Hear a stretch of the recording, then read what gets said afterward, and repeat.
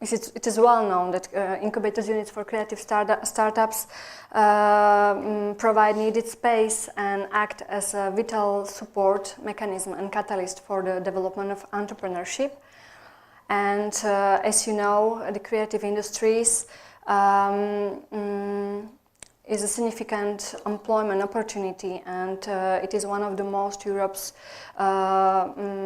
dynamic economic sector. And the municipality of Bratislava is focusing on this sector as well, because we have a big potential of growth in this area, namely in the ICT sector and in the traditional sectors as well. I need to point out that incubators units survive only with the regional authority funding and subsidies. And as you know, the current public cutbacks,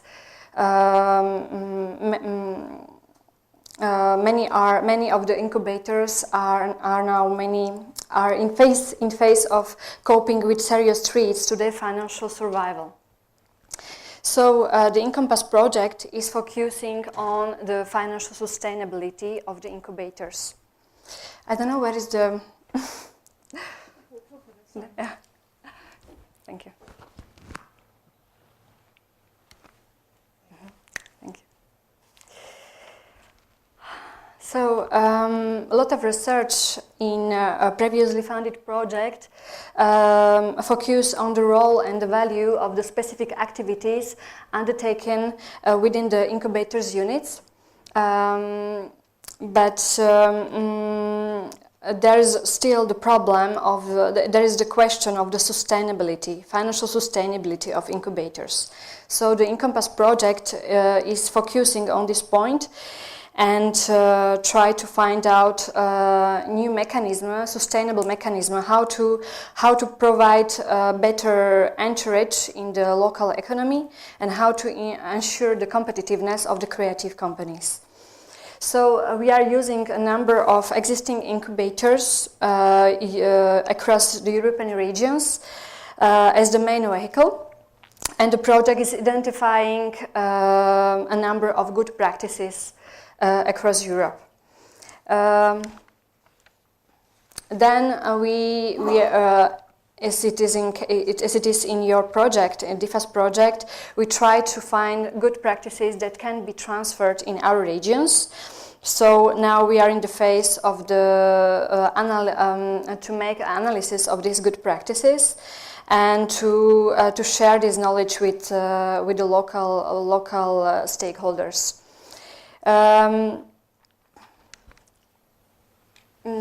As far as the methodology is concerned, the analytical part is divided in three working groups. We have commercial contextualization, social contextualization, and tiers of support. Concerning the commercial contextualization, we are focusing on revenues and savings and clustering benefits from shared commercial services, for instance, such as 3D prototyping or recording studios. Concerning the social contextualization, we look at the role of social activity and services within the incubators. Third aspect is the tiers of support, where we examine various levels of support available, their cost effectiveness, and revenues from knowledge transfers or other activities like mentoring and community engagements, etc.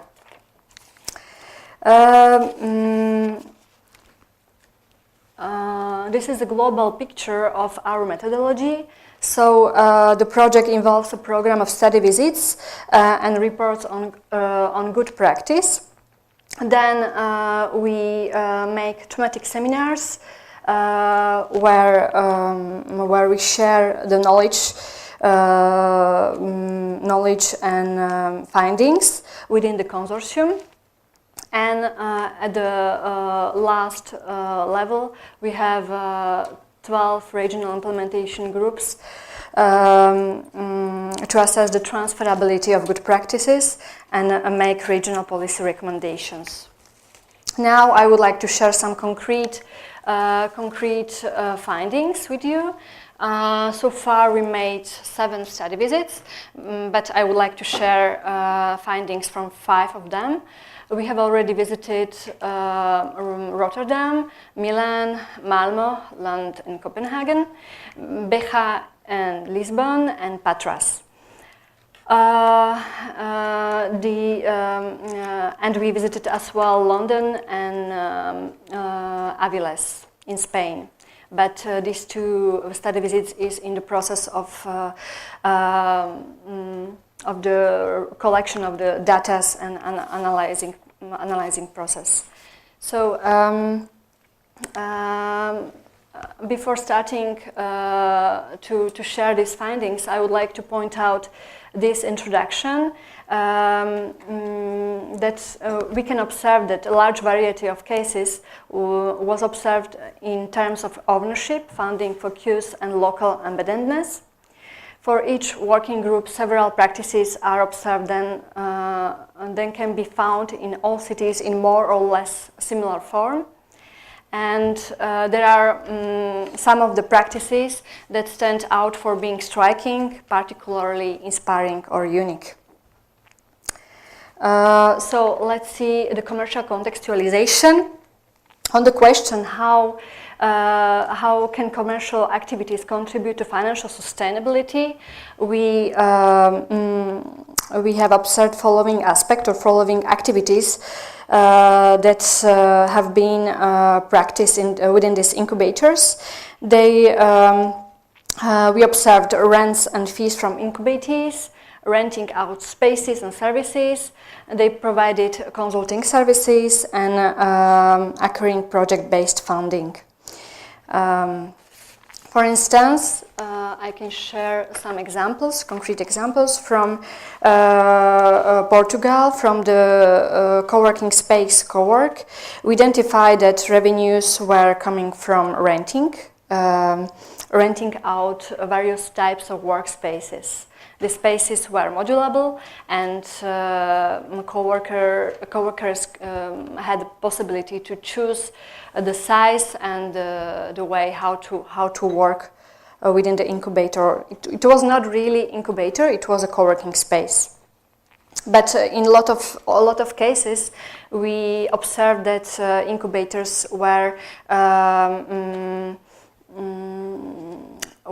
understood or were implemented as a co-working space, as a function of the incubator.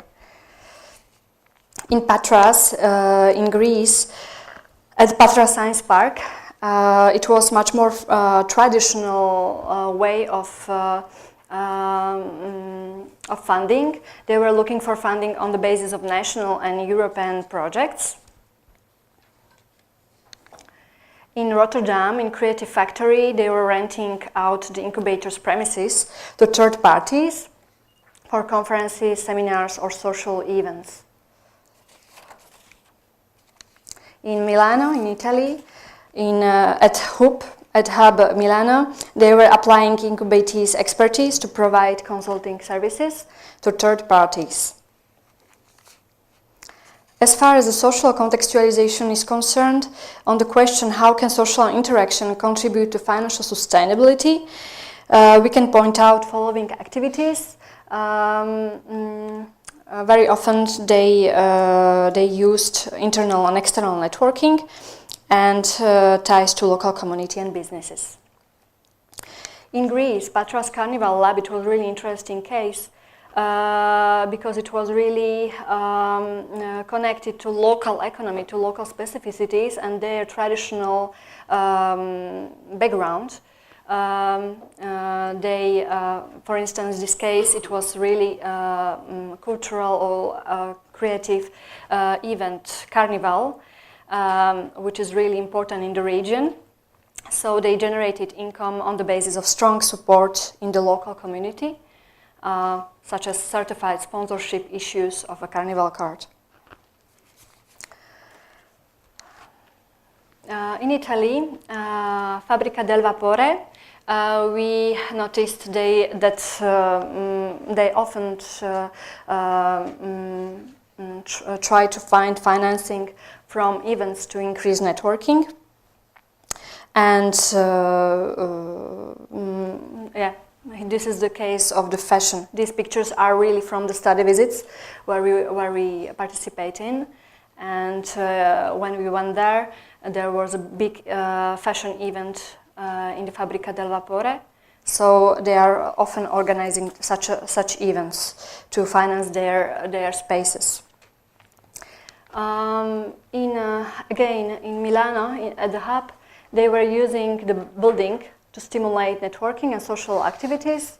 They used activities like food and hospitality, and we noticed that this is a really important aspect, how to finance the creative incubators.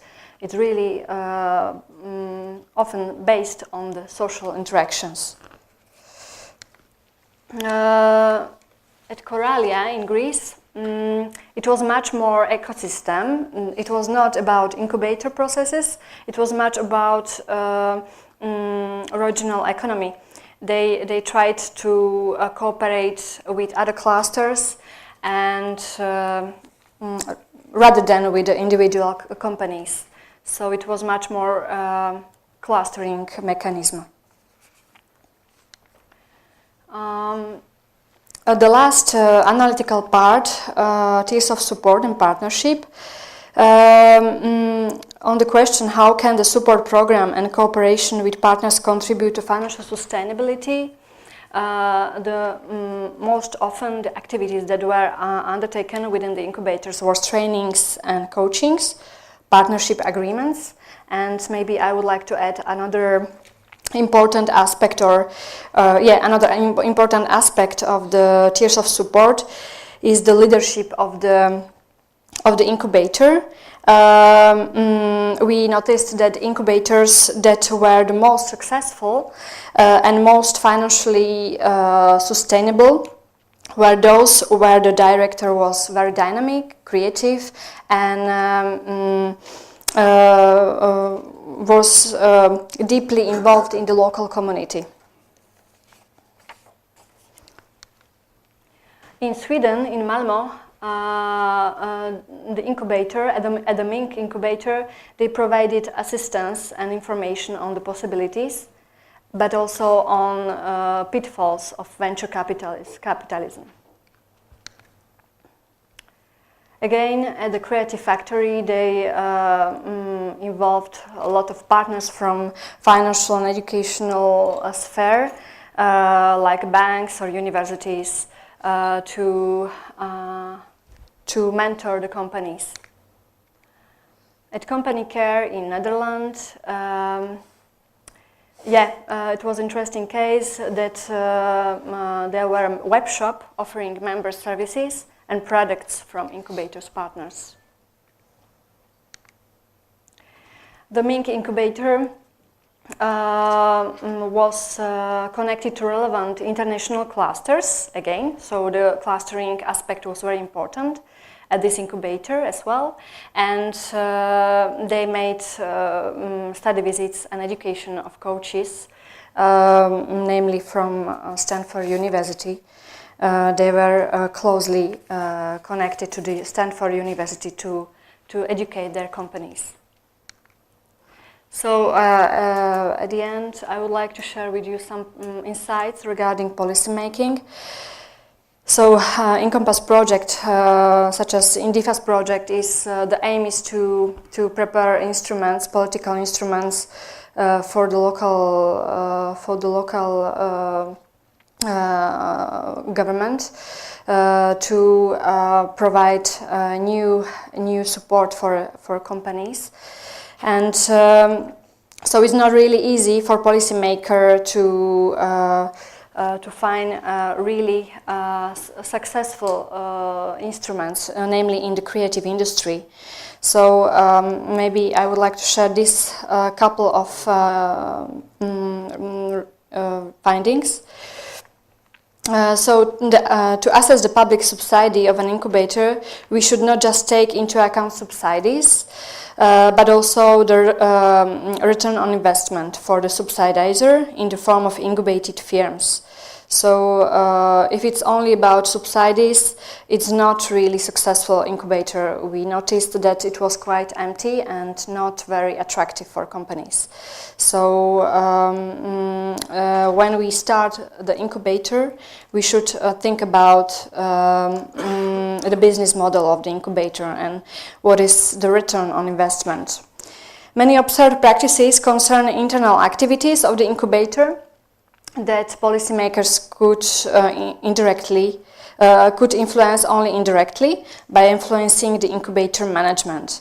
As I said, it was really important to have a good leadership of the incubator, and often it was not a public institution who was on the top level of the incubator. It was often a the manager of the private sector. Who was really deeply involved in the management and in the networking of the incubator.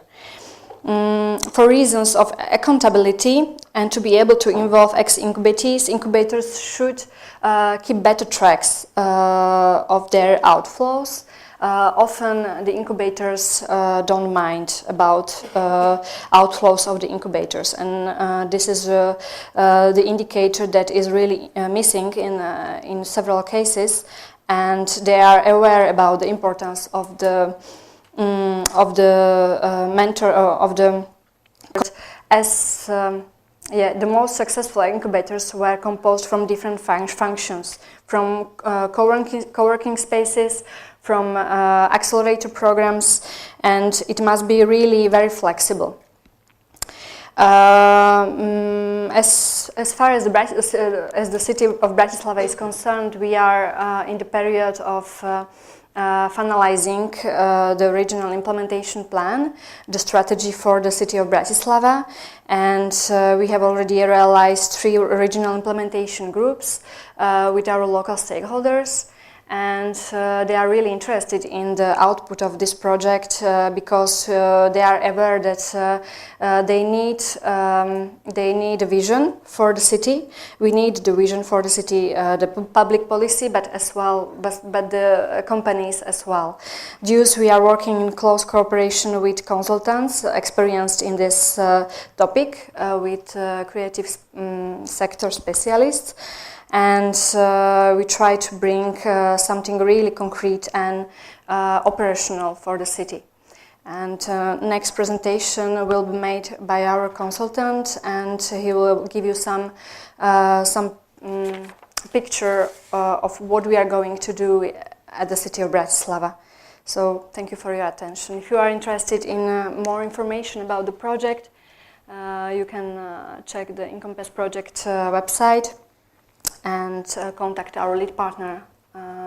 It's in Scotland, Dundee College, or me. Thank you.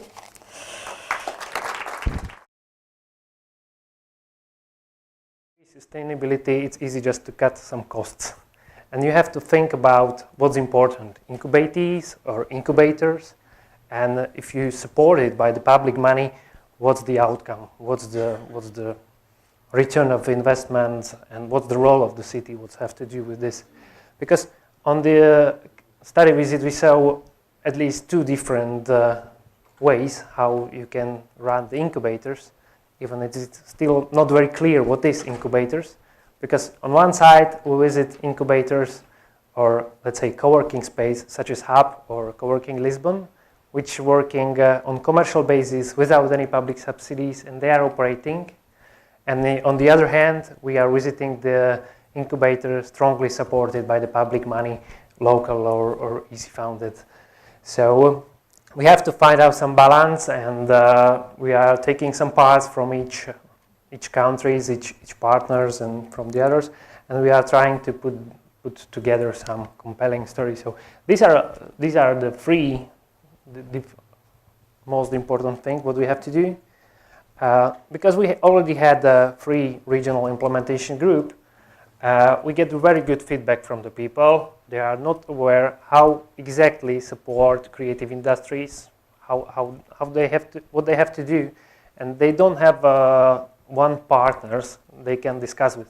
There is multiple state institutions such as ministries or development agencies, and the creative industries are in their agenda, but they don't have an experience with this particular industry because it's something quite new. They experience with the culture or artistic sector, but more commercial parts such as media or creation, they are not very good at. So what we want to do is to form a legal body. They could focus on coordinated all of the support instruments. This was one of the recommendations we had, to have a much more wider approach, not focus only on one incubator unit, but rather to focus on the wider ecosystems and try to think about which type of initiatives or support initiatives could be delivered by which partner. So engage the universities, engage the commercial sector. We had very fruitful discussion with the company who is going to set up filming studios here. They are already going to invest a lot of money into infrastructures. They're doing a lot of educations, and they are open to work with us together and create the support for young filmmakers or do something like this. So it has a really good to engage them into our meetings and discuss with them together how we can do projects that they can really help to creative industries or in wider to increase on quality of life or whatever. This is what we have to do. We have to focus on coordinating these initiatives, not only on delivering, but rather on coordinating. Maybe we should deliver, or a city, a municipality of Bratislava should deliver some, but the most important thing, what is missing here is coordinating, removing the overlaps of two different stakeholders doing the same thing rather than specializing. And what we have to do, we really have to think about how to evaluate the impact, how to learn what's work, what doesn't work, and how to move to the next step. So for evaluating impact, the first thing what we have to think about is why we are doing it. Of course, EC and all the politicians want only the economy part of it. They want the new jobs because this is the core priority. New business be created, the increase of GDP and this hard economic stuff, but especially the creative industries has also the different part, which is contributing to the placemaking about making city more attractive. Because on our regional implementation group, we are talking also with the artists, with the creative people. One of the idea which was raised during our meeting was to create some story about the Bratislava that we can tell to the other people what's interesting on this story and help to increase the recognition of the city abroad, etc. And this is really something which is site or place specific for the Bratislava. And also the second part is the people.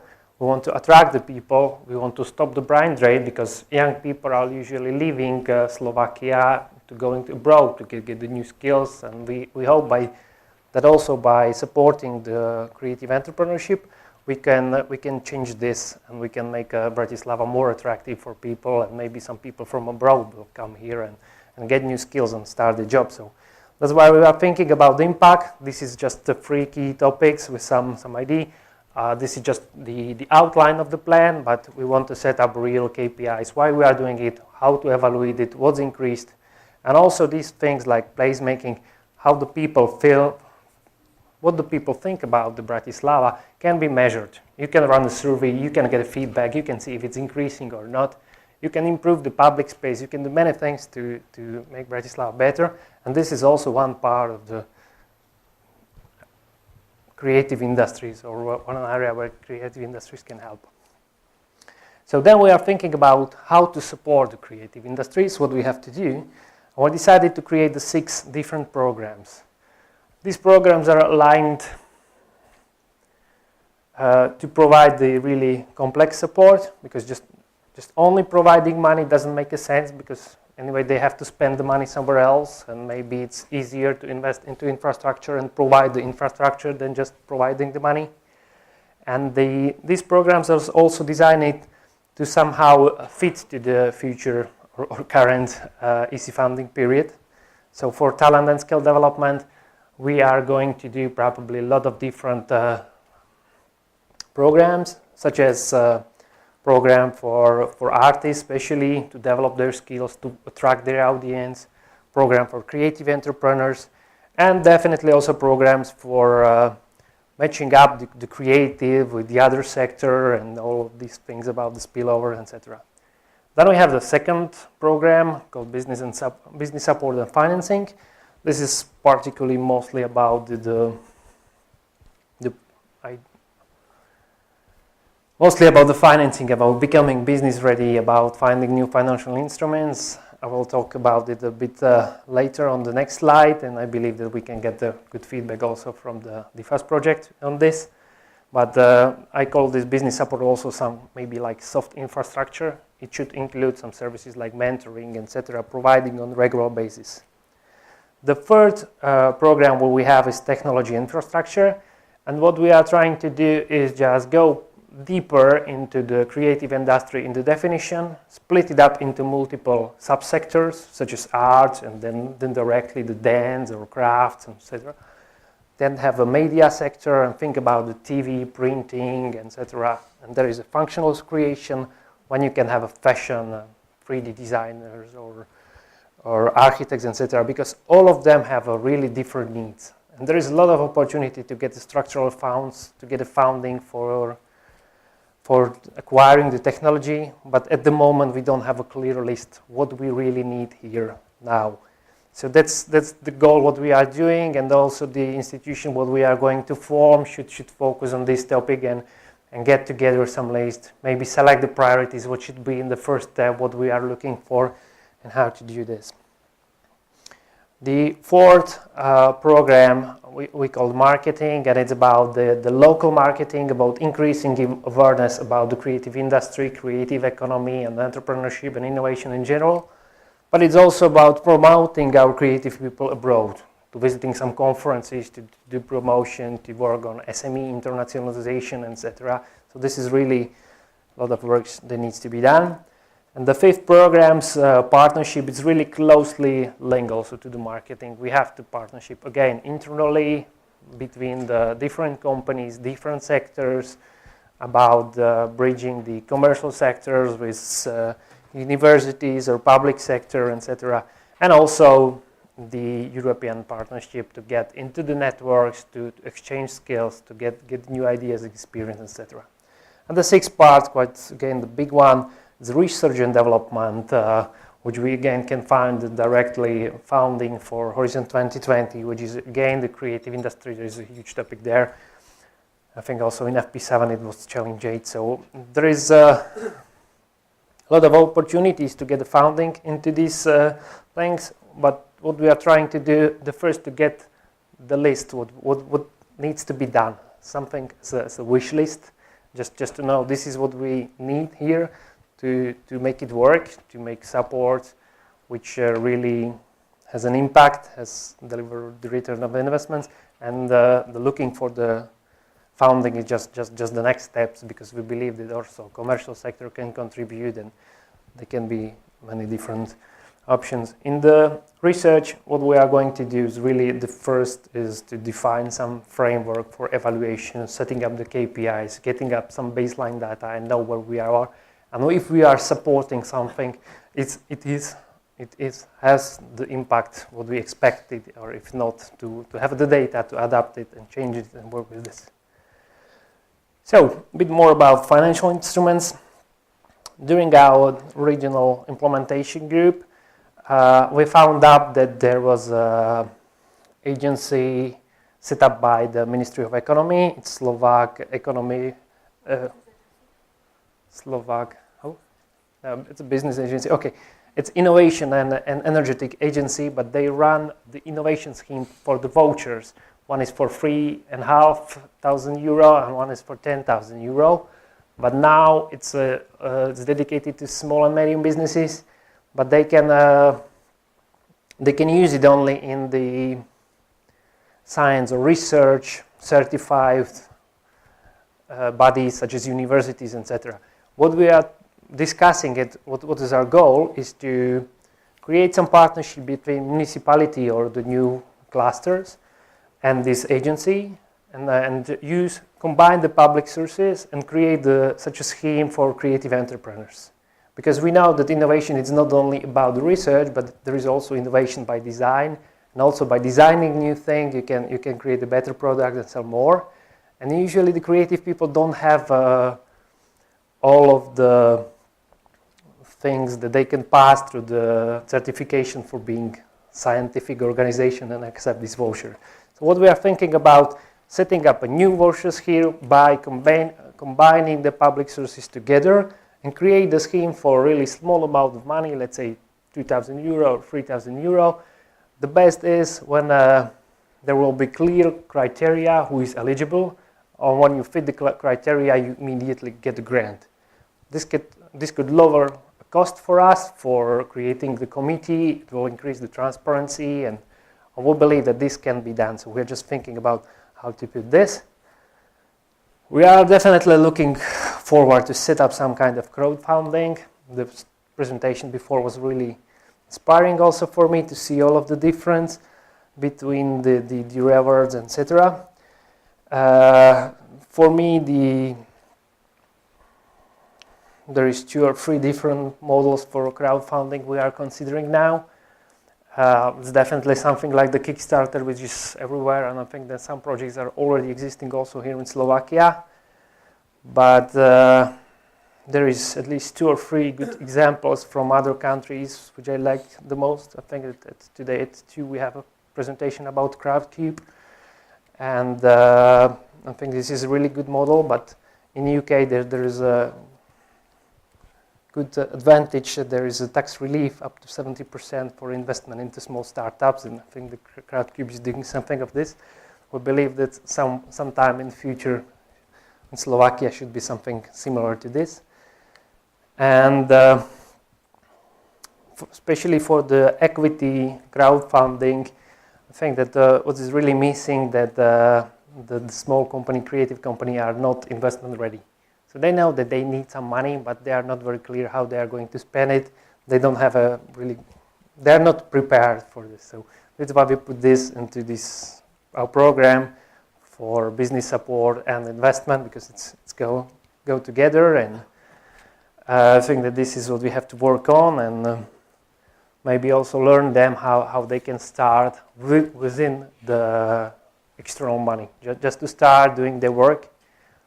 Sometimes we're thinking about program which couldn't be called like start down, just start from the basic, not think about the product you can resell immediately, but start about doing the product by selling your services to somebody else and get the money for your living and develop products as a part, as a bootstrapping it's called also.